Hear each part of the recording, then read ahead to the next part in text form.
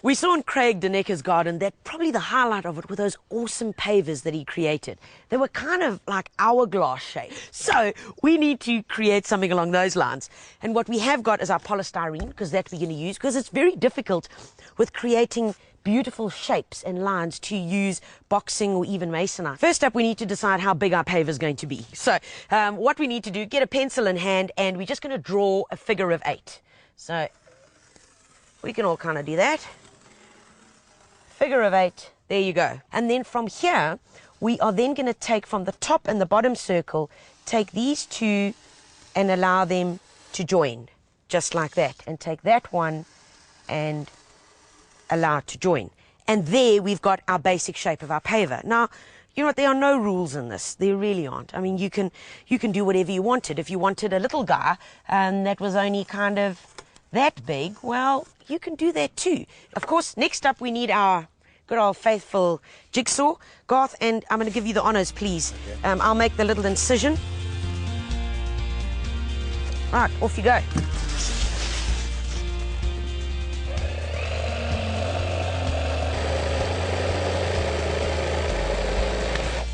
Awesome. Okay. Lovely stuff, Garth. So there we have it, and bang, out he comes. And we have what we took out. Don't know what we could use this for, but I'm sure we'll find a use for it somehow. And here we have our basic mould. For the hang of it, should we do another smaller one? Yeah, why not? Okay, let's check how my hourglass looks this time. Here we go.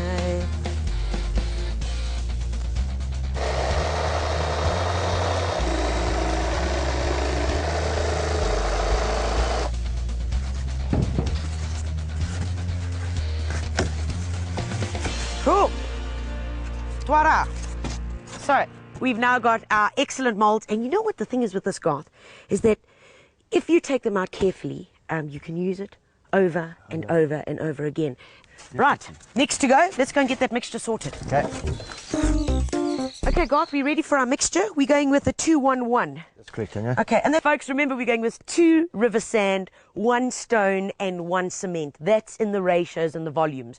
Obviously, we're using buckets. If you wanted to mix more pavers and if you had more molds, then obviously you could use a wheelbarrow as your volume of ratio. But depending on how many you want to mix, just remember to reduce then your ratio size. So in other words, it might be a bucket, or it might just even be a smaller bucket.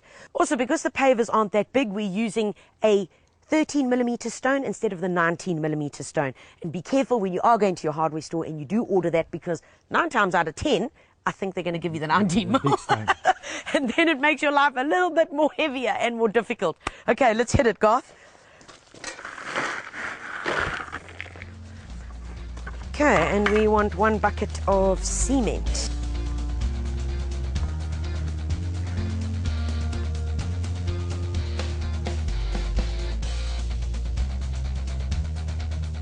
Okay, Garth, you happy with that? I'm happy with that mixture, Tanya. Nice, okay. Here we go. Let's add in some water. Okay. All right.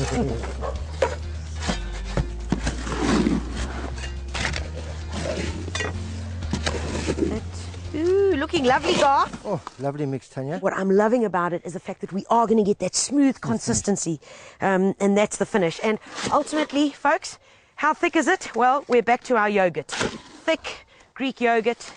That's what we want. And you can see, just by putting the spade on it and pulling it back, that's the finish that we're going to have in our pavers. And that's just going to be 100% perfect. Okay, let's get it into that bucket, Garth. That's enough to go. Garth, I'm not so strong. Okay, right. Folks, just to recap, remember, we had the big piece of polystyrene. We then made a figure of 8 and used a jigsaw just to cut that out. We've now put a level board underneath it, which is going to be our main platform, because remember, we always need something level underneath it to be able to create the paver. We've now done our mixture. We've got our concrete mixture ready. We've used 1 stone, 1 cement, and 2 parts of sand. And now, let's do it. Okay, go for it.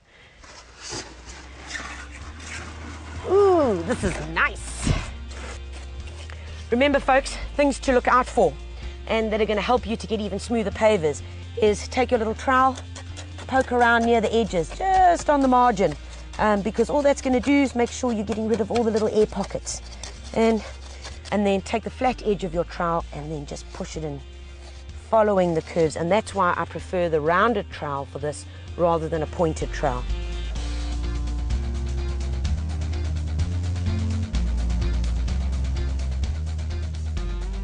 Okay, we're getting it pretty smooth now.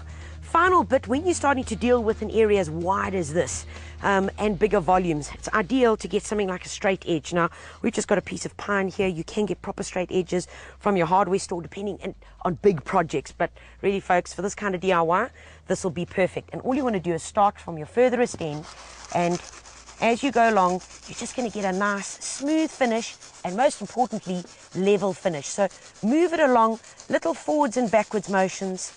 There we go. And what happens is, because it's nice and liquid, it just moves and takes the shape, almost like osmosis, you know. Excellent. Okay, happy with that? Smoothing off. You might be thinking, well, Tanya, why on earth are you going to all this trouble? Because this actually is going to be the underside of the paver. Well, we're actually just giving you some options here. Because, yes, the underside is going to be smooth and it's going to take on the characteristics of the wood. But if we are wanting to have some options working for us, then, yes, just smooth this guy off completely. If you're in a hurry and you don't really mind and you're happy with the finish that the wood's going to give you, then this can just basically stay as rough as you want. So, finally, all we're going to do is take the sponge, just neaten off the edges, and notice that we've got our concrete mixture going right flush with our polystyrene. That's really important because that gets your levels.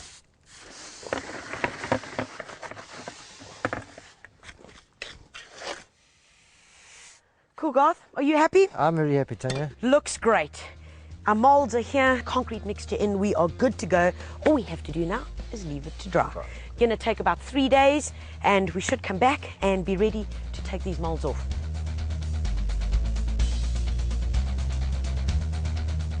Okay guys, so our pavers are nice and dry. We can see the change in color. Garth, it's time to get them out of our polystyrene frame. Okay. So I'm going to cut down here. We're just using a knife with a serrated edge just to cut it out. There we go, one over there, one over there.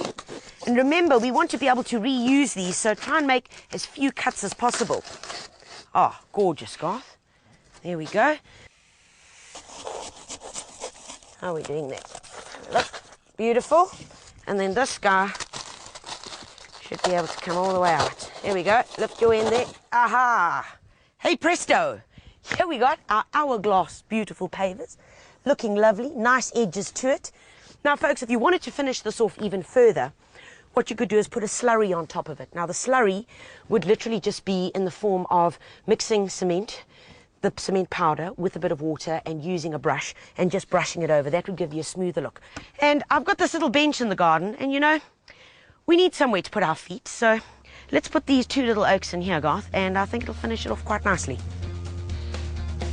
First things first, the soil is nice and soft, so I'm just going to take a little bit out. We'll pop it into the bucket that you've got there. All right, let's take the big boy. Okay, I want the other side. There we go. Add some, and let's give him a bit of a wiggle on your side there. Lovely. And then our little oakie who's left, he's going to swing in just in the corner here.